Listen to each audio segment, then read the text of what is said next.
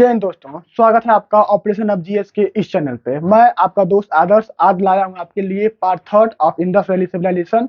हमने 2 पार्ट्स पहले पढ़ चुका है। अगर आपने फर्स्ट और सेकंड पार्ट नहीं देखा है तो उसका वीडियो का लिंक डिस्क्रिप्शन में है, आप उसको जाके देख सकते हैं और आपको तब थर्ड पार्ट समझ में आएगा। अगर थर्ड पार्ट आप नहीं समझना चाहते हैं अच्छे से तो आप उन दोनों को मत देखिए।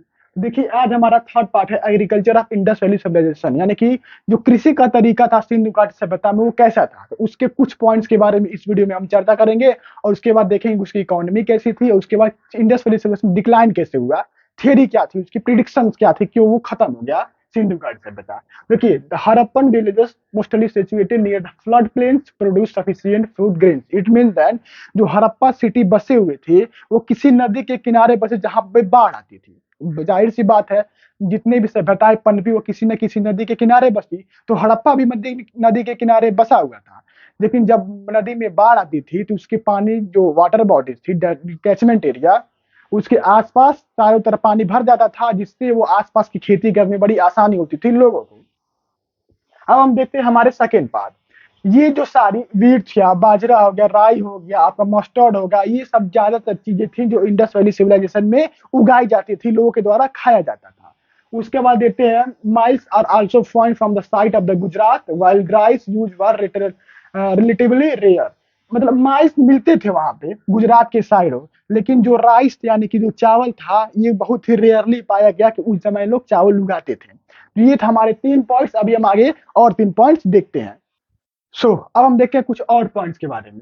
Indus peoples were the earliest people to produce cotton. It means that जो कॉटन की खेती की जो शुरुआत हुई थी वो इंडस वैली सिविलाइजेशन के ही लोगों ने किया था। उन्हीं को कॉटन का सबसे पहला प्रोड्यूसर कहा जाता था, जो उस जमाने में कॉटन की खेती आरंभ कर दी थी।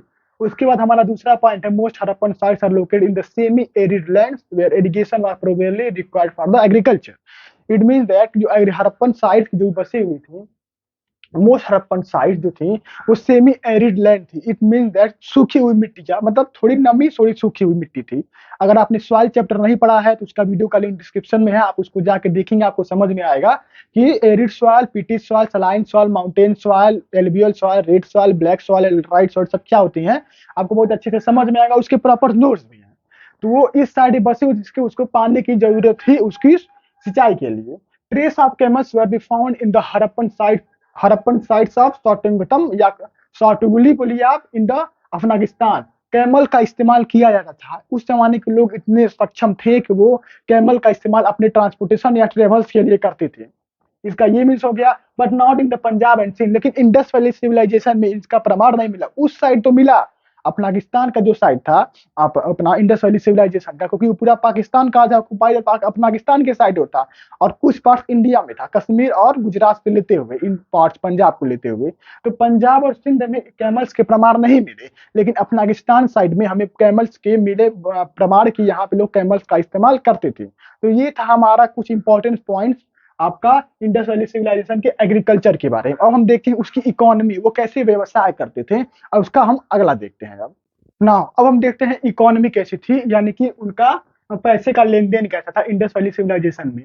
देखिए, the importance of the trades in the life of the Indus peoples is witnessed by the presence of weights and measures by the wide area. मतलब उस जमाने में जैसे हम कोई चीज आप जाते हैं दुकान पे, आप चीनी लेने जाते हैं या कोई और भी सामान लेने जाते हैं तो उसको आप मेजर करके वेट करके लेके आते हैं, तौल के लेके आते थे। तो जिस तरह हम इतने विकसित हुए हैं अभी तक कि हम किसी चीज को मेजर करते हैं या किसी की लेंथ नापना या किसी को वेट करना, वजन नापना, तो उस जमाने में भी लोग इतने विकसित हो चुके थे आज से हजारों साल पहले। तो वो लोग अपना मेजर का यूज करते थे और वेट का यूज करते थे। एक बड़े पैमाने पे उनका इस्तेमाल किया जाता था उस जमाने में। The Harappan carried on the considerable trade in the stone, metals and seals. अब देखिए वो ट्रेड किस चीज का करते थे, वो स्टोन का करते थे, तरह तरह के पत्थर नक्काशी, पत्थरों की नक्काशी करते थे, पत्थरों को गोल बना के उसके पहिए बनाते थे, और भी सारी चीजें स्टोन से रिलेटेड वो ट्रेड करते थे। उसके बाद मेटल्स, आप सोचेंगे मेटल्स, उस जमाने में मैंने स्टूडेंट उसके पढ़ाया कि कॉपर सबसे पहले खोजा जा चुका था, उसके बाद धीरे धीरे लोग अलग अलग चीजों को ढूंढते रहे। तो उस जमाने में मेटल्स का इस्तेमाल किया जाता था। उसके बाद सिल्स का भी इस्तेमाल किया जाता था अपने ट्रेड के लिए, और सारी तरह तरह की चीजें हैं। उसके बाद हमारा थर्ड एंड लास्ट पॉइंट है metals money was not used and trade was carried by barter system. यानी कि अब ये समझिए, थर्ड पॉइंट जो हमारा है इसको समझिए, इसको आप इसकी शॉर्ट भी ले सकते हैं कि मेटल्स यूज किया जाता था नहीं, मेटल यूज नहीं किया जाता था मनी के लिए। इट मीन्स दैट कि जो चांदी के सिक्के, सोने के सिक्के, तांबे के सिक्के, ऐसे अलग अलग जो कॉइन्स अलग अलग आने वाले समय में इस्तेमाल किया जाता था, तो उस जमाने में ऐसा नहीं था। उस जमाने में ऐसा नहीं था और लोग बार्टर सिस्टम का इस्तेमाल करते हैं। अगर आपने इकोनॉमी पढ़ा होगा तो आपको पता होगा बार्टर सिस्टम क्या होता है।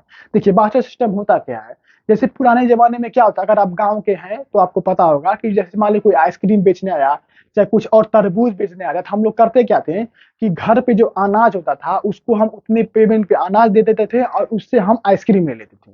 या किसी आप ऐसे दुकान पे जाएं जो आपके पास चावल है और आपके पास आलू है, सामने वाले व्यक्ति को आलू चाहिए, आपको चावल चाहिए, आपने अपना आलू उसको दे दिया, उसका चावल अपने ले लिया, मतलब लेन देन, पैसे की लेन देन नहीं हुई लेकिन सामान का आवागमन होगा, उसको कहा जाता है बार्टर सिस्टम।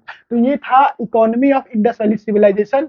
हमने इकोनॉमी पढ़ा, हमने उसके फीचर्स पढ़े, हमको उसके इंपॉर्टेंट साइट्स पढ़े, उनकी बड़ी सिटी स्मॉलर सिटीज पढ़े, हमने उसके सीटादल पढ़ा, हमको उसका इंप्लानेशन पढ़ा कैसे डू। अब देखते हैं लास्ट में कि इंडस सिविलाइजेशन आखिर उसका डिक्लाइन कैसे हुआ। तो देखिए मैं यहाँ ही बता देता हूँ, जैसे ऐसा कुछ हुआ, कुछ ऐसा होगा कि क्लाइमेटिक कंडीशन बदला हो, या ट्रोपोग्राफी यानी कि भूकंप वगैरह आए हों जिसकी वजह से कुछ सारी सारी साइडें नीचे दबी गई, या हो सकता है कि लैंड की जो फर्टिलिटी थी वो कम हो गई।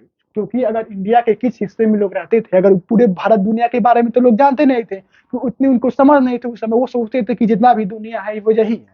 तो हो सकता है लैंड की फर्टिलिटी कम हो गई, या कुछ ऐसी प्राकृतिक आपदाएं आई हो, इसकी वजह से वो इंडस वैली सिविलाइजेशन धरती के अंदर दब गई।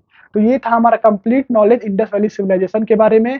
First, second and third part, तीनों पार्ट्स अगर आप देख लेंगे तो आपको प्रॉपर नोट्स भी मिलेंगे, आप नोट्स भी बना सकते हैं अपने साझा के लिए। और अगर वीडियो आपको अच्छा लगा हो तो वीडियो को जरूर लाइक कीजिए, अपने फ्रेंड्स को शेयर कीजिए, चैनल को प्लीज सब्सक्राइब कीजिए। अगर आप कुछ पूछना चाहते हैं तो आपको वीडियो के कमेंट्स में आप डाल दे सकते हैं कि कैसी वीडियो आपको लगी, और अगर आपको वीडियो कुछ और भी कहना है तो आप कमेंट्स में डाल सकते हैं।